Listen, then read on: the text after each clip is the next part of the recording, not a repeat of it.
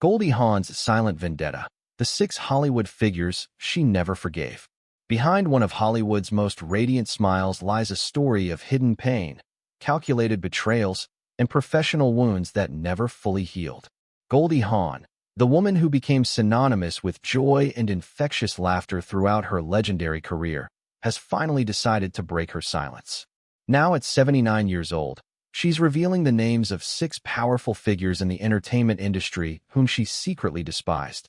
People who called her sweetheart and America's angel to her face, only to whisper that she was greedy, fake, and overrated behind closed doors. This isn't a tale of dramatic feuds splashed across tabloids. Instead, it's a deeply personal chronicle of how some of Hollywood's most celebrated men systematically undermined, humiliated, and disrespected one of its brightest stars.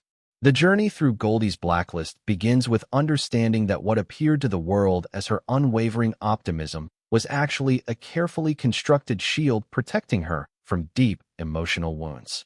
Early in her reflections, she candidly admitted that beneath the laughter and light, she experienced genuine terror. She described panic attacks so severe they went beyond ordinary anxiety, manifestations of the emotional toll these relationships exacted. Yet despite this inner turmoil, Goldie never allowed her pain to transform into public bitterness. Instead, she made a conscious choice. Silence and distance became her most powerful weapons. The Bill Murray incident, when comedy turned cruel. At the very top of Goldie's list sits Bill Murray, not because of a single dramatic confrontation, but because of a moment that fundamentally altered how she approached her career. During what was supposed to be a straightforward table read for a late 1980s comedy, Murray arrived spectacularly unprepared. He showed up an hour late, loud, disheveled, and utterly unapologetic about his tardiness. His first act upon entering the room was to toss his half-empty coffee cup directly onto the script pages scattered across the table, then announced that they could finally begin. As the reading commenced, Goldie delivered her lines with characteristic warmth and natural rhythm.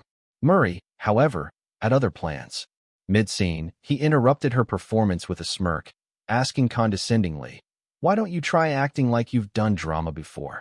His words were meant to sting, and they did. The men in the room erupted in laughter at what they perceived as clever comedy criticism. But Goldie didn't laugh. She didn't argue. Instead, she calmly closed her script, stood from her chair, and walked out of the room without uttering a single word. That silence spoke volumes. The next day, her team informed the producers that Goldie had withdrawn from the project entirely. There was no press statement, no explanation offered to the media. She simply erased herself from the situation. Later, when discussing the incident with a friend, Goldie's assessment was cutting. Murray believed unpredictability was a sign of genius, but to her, it was nothing more than exhausting behavior. This experience became a turning point. From that moment forward, she deliberately avoided volatile personalities who confused cruelty with creativity. She turned down roles in male-led comedies, stopped tolerating on-set tantrums, and prioritized her own peace and well-being over professional ambition. When eventually asked if she would ever reconsider working with Murray, her response was definitive: absolutely not. Warren Beatty's calculated revenge. Warren Beatty occupies the second position on Goldie's list, his presence there rooted in a single word that triggered an avalanche of professional consequences: no. During the late 1970s, when Beatty was at the absolute height of his power and influence in Hollywood, he decided that Goldie would be his next romantic conquest. He initiated a methodical approach, first a dinner invitation, then private parties, followed by invitations to his Beverly Hills home. Everyone understood the implication, but Goldie remained polite, gracious, and firmly committed to her refusal. Beatty's reaction to rejection was swift and brutal. His charm evaporated almost immediately, replaced by something far more sinister. Doors that had previously been opened suddenly slammed shut. Scripts that had been promised to Goldie mysteriously disappeared from her agent's desk. Directors who had been enthusiastically interested in casting her went silent.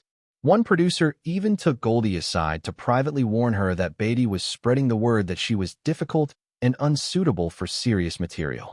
What followed was a masterclass in quiet destruction. Rather than a public confrontation, Beatty orchestrated a subtle, yet thoroughly calculated smear campaign designed to isolate her professionally. Years later, Goldie would confide to friends that Beatty simply didn't handle rejection well. He punished it.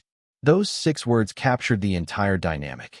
His vendetta lasted throughout much of the early 1980s, a period during which his enormous influence in the industry became a weapon wielded against her. Goldie never publicly confronted him or aired their conflict in the media. Instead, she allowed time to work in her favor. Years later, at an industry awards show, fate orchestrated an unexpected face-to-face encounter. Beatty approached with his characteristic smile, attempting to greet her as though nothing had happened. Goldie looked directly into his eyes, offered a sweet and polite smile, and deliberately turned her back while he was mid-sentence. It was a moment of silent eloquence. Dustin Hoffman, the audition that humiliated. Third on the list is Dustin Hoffman, a figure nobody expected to appear on such a roster.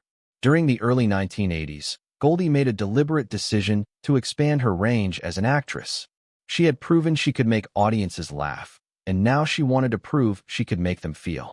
The producers of a prestigious drama invited her to audition opposite Hoffman, a pairing many believed would create genuine chemistry.